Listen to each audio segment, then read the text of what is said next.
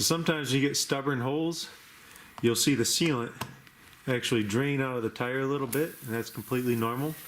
We're doing a little bit bigger of holes that will drain the sealant. You'll see what we're talking about.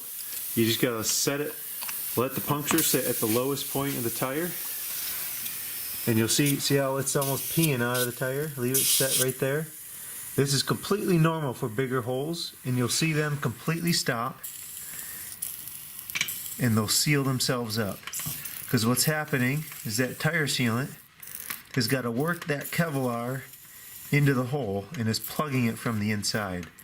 And it can take some time to happen, so if you see this happening on your tire, you know, after you're fixing a tire and you pull the nail out of it, it's just know it's 100% normal. This is what happens when you have bigger holes.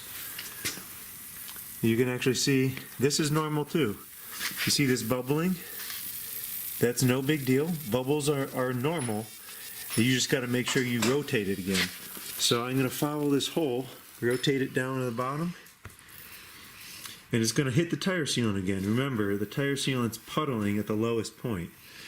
So as soon as I rotate this around, bring it back, now that bubbling starting to slow. I'm going to do it one more time and hit it.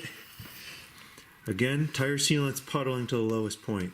So I'm simply rotating the tire down and letting it set, and this allows the tire sealant to hit it where the puncture is. And now here's all those holes. None of them are bubbling anymore. We're all good. Actually, this one's being a little bit of a stubborn, so I'm going to hit it again. And this is why we tell you, and we recommend, to drive for about 5 minutes if you're fixing something that's already flat. You're going to need to drive around, get that tire sealant worked around, and just to make sure you don't have any of those bubbling problems. And there you go. All the bubbling has stopped.